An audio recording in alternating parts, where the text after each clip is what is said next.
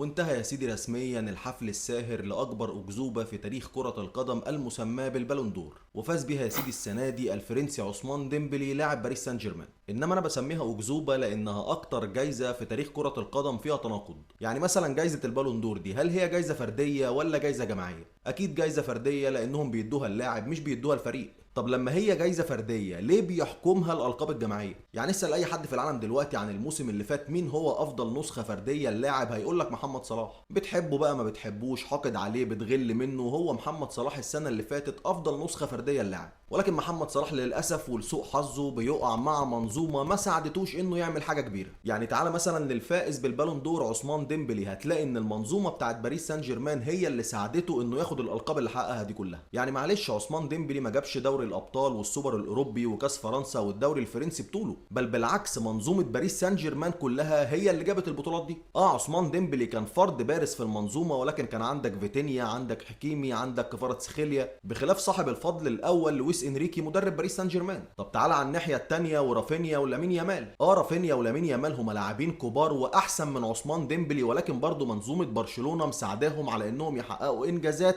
ويفرقوا عن محمد صلاح. انما معلش يعني محمد صلاح السنه اللي فاتت جايب الدوري الانجليزي لليفربول بدراعه. والله يا قلب اخوك محمد صلاح الموسم اللي فات جايب الدوري الانجليزي لليفربول بطوله. شيل ارقام محمد صلاح كده من ليفربول السنه اللي فاتت والله ما يفنش توب فور. ومش محمد صلاح بس اول الناس اللي بتظلموا المنظومه اللي بيلعب فيها، ناس كتير قبله اتظلمت. يعني مثلا عندك اسطوره زي فرانشيسكو توتي ملك روما ما عندوش بالون دور. هو الراجل ضحى بالبالون دور وضحى بزابيست وضحى بالجوائز الفرديه دي من اجل انتمائه لروما. عندك نيمار، عندك سواريز، عندك بيرلو، كل دي لعيبه كبار واساطير وما حققتش البالون دور. عندك مثلا تشافي ونيستا عاشوا عمرهم كله يخدموا وينجموا في الناس اللي بتاخد البالون دور ومع ذلك هم ما خدوهاش. عندك مثلا لاعب زي هاري كين بقاله سنين بيقدم مستويات اسطوريه، مش ذنبه انه بيلعب في نادي الدكتور منعه من البطولات. ولكن على الجانب الاخر بتلاقي ناس حققت البالون دور عن محض الحظ ليس اكتر. امثال رودري السنه اللي فاتت عشان لعب موسم كويس والمنظومه بتاعته كانت فايقه فحقق البالون دور على حساب فينيسيوس جونيور، واللي كان فيها ظلم كبير جدا لفينيسيوس. والسنه دي بنشوف عثمان ديمبلي اللي لاول مره في تاريخه من يوم ما لعب كوره بنشوف له موسم عدل بتخدمه المنظومه اللي معاه وبيحقق هو كمان البالون دور. على النقيض زي ما قلت لك لعيب زي محمد صلاح بقاله 7 أو 8 سنين في التوب فورم، لعيب زي هاري كين بقاله 7 أو 8 سنين في التوب فورم، ولكن الظروف ما ساعدتهمش. طب تعالى بقى الجانب تاني ونشوف مين هم اصلا اللي بيختاروا اللعيبه اللي بتفوز بالبالون دور. الاختيار يا سيدي بيتم عن طريق التصويت من الساده الصحفيين والساده النقاد،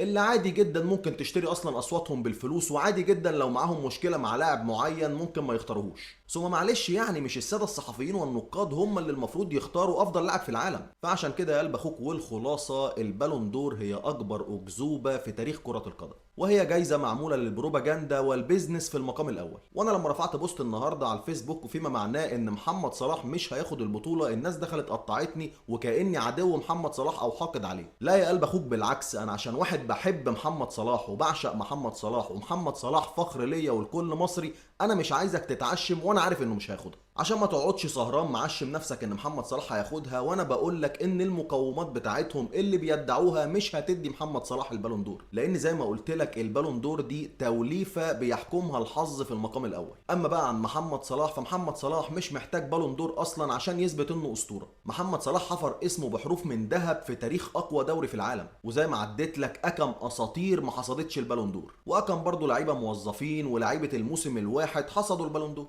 فعمر البالون دور ما كانت مقياس للاعب او خلت لاعب اسطوره من عدمه. وعموما يا سيدي الف الف مبروك لعثمان ديمبلي، واللي معاه ناصر الخليفي يمشي على الميه.